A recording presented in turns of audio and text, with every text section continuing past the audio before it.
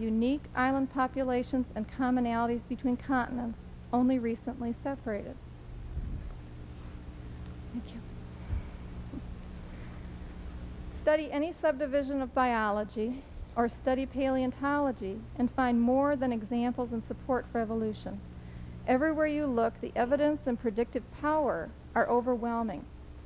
My colleagues for the last few weeks have been giving me examples, and I'm sorry that I haven't been able to share all these examples with you because of the time limit. Creationists ask us to abandon reason, discard evolution because its teaching offends their religious orthodoxy. Christian scientists are offended by germ theory. Should we abandon our teaching of the immune system and our reaction to infectious agents? Historically, alchemists believed they could convert any element to any other element. Do they deserve equal time in our chemistry classes? I believe this is not a debate between creation and evolution, but between creation and modern science, because evolution is supported by all of the modern sciences. I ask you to accept evolution as a reasonable explanation of biological diversity.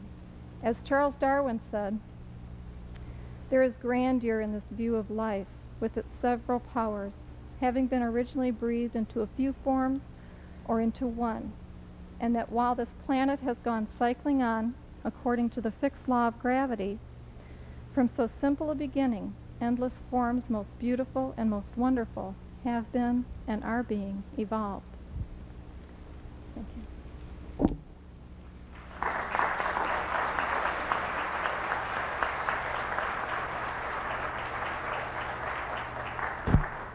Thank you.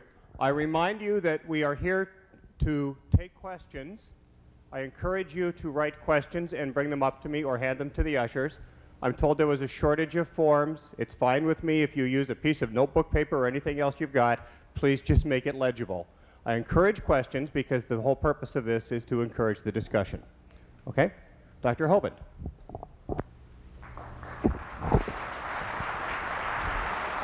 Hello, hello. All right, is this one on? Can you hear me back there? No, I got the switch on here. Get it in closer, okay. Appreciate you coming tonight. I'm from Pensacola, Florida, where it's a little warmer than it is out here. About froze to death when I got off the airplane. I believe this subject of creation evolution is a far cry from a dead horse. Some have wished it would die and get buried so they could go on and live their lifestyle the way they like without a God. I believe is one of the major motivating factors for the rapid acceptance of the theory of evolution in the 1800s in the midst of the Industrial Revolution. But it's certainly not a dead horse. There's a very rapidly growing movement of creation scientists, men with extremely great academic credentials who will say, we strongly believe in creation. There are still many thousands of scientists who do believe this Earth is young, less than 10,000 years old, and that it did not and could not have evolved, even if it was billions of years old. It simply could not have happened. I would challenge you to read the quote book. I have several copies here you can come take a look at. 130 quotes by evolutionists, leading brand name evolutionists who are saying, look, we have no proof. Sorry, you know. She quoted each of the different brands of science, the biology, earth science, physical science, taxonomy, etc., as giving evidence for evolution. And we'll get into more of that in the question and answer session, I'm sure. I believe this subject is extremely important because what you believe determines how you behave. It settles your worldview, as we call it, and there are basically only two options. Either this world created itself or somebody else created it. If you believe in the philosophy of evolution, you will look at this world through the worldview of evolution, and your behavior and your attitudes on a multitude of subjects will be vastly different than a creationist. For instance, people divide on the question of creation and evolution down the same lines and into the same camps that they divide on the question of abortion and euthanasia and pornography. If there is a God that we have to be responsible to, then it throws a different light on your attitude and your behavior in a number of extremely important subjects. I believe kids should see both sides. For 70 years in the Soviet Union, students were sheltered from any information or knowledge about capitalism. There was a deliberate censorship in all the libraries and all the universities to keep students from understanding and learning about how capitalism can work. Students were not taught in the Soviet Union how to develop their own business, how to be successful in business, how to make money. They were not taught that. That was taboo. And now that they have a little freedom over there, they don't know what to do with it because they haven't been given the information. The students did not see both sides fairly in an academic situation. Students today are not being presented both sides fairly, the evidence against evolution, the evidence for creation, which I strongly believe in. I taught high school science 15 years and now travel and speak on this subject, generally in churches and schools. I do a lot of university and college seminars and debates and things on this topic because I think it's extremely important for the welfare of our society that students see both sides. It is a religious question. Evolution is a religious belief. They defend it with religious zeal. There is no scientific empirical evidence to back it up. There are many who strongly believe in it. I strongly believe in creation, though I was raised to believe in evolution. I believe this is a religious question, and it's not going to be settled. It's a belief that some people choose to have. If you go ahead and flip my slides on, let me run through just a couple of things quickly. One of the main ingredients that evolution depends upon and must have is lots of time, billions of years. If it could be shown that the world is not billions of years old, the argument would be over in the first round. If there is any empirical evidence, I've got a number of things. I thought we had 30 minutes, so I'm going to have to skip a few. My wife, Jo, just graduated from college finally. I have 3 kids, one of each. Let me skip up a few things. Adolf Hitler said, if you tell a lie long enough and loud enough and often enough, the people will believe it. The secret to getting a lie believed is constant repetition.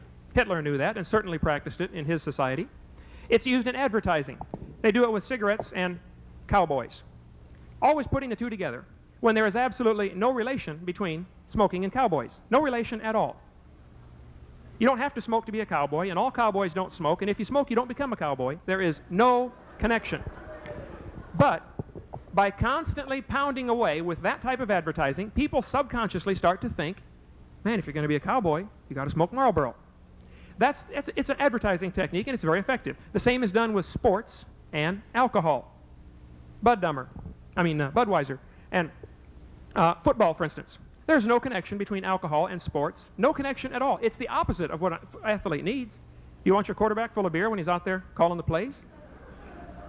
There is no connection. But they have successfully sold the idea that somehow, if you go to a sporting event, you got to drink. If you're going to be an athlete, you got to drink. When actually, it's the opposite of what any athlete needs. They are polar opposites. That is exactly what has been done in the teaching of science. For the last 30 years especially, and I have an extensive collection, probably nearly all of the public high school science textbooks from all the major publishers and many of the grade school textbooks. Here's the way it's done. This is a first grade textbook from Merrill Science. Let me focus a little bit. A first grade textbook, picture of a dinosaur, and it says, Earth has changed much since its formation 4.5 billion years ago. The students are taught when they're in first grade, the world is 4.5 billion years old. They teach them again in second grade. Since its formation 4.5 billion years ago, Earth has changed. Life, too, has evolved on Earth. First and second graders believe everything you tell them. You tell a kid that in kindergarten, first grade, second grade, third grade, you keep repeating the lie over and over and over, and he's going to believe it just because that's all he's heard all of his life. It doesn't make it true, but it becomes true by virtue of repetition. And science has a long history of constantly repeating for centuries something that is not true. I love science. I am not against science.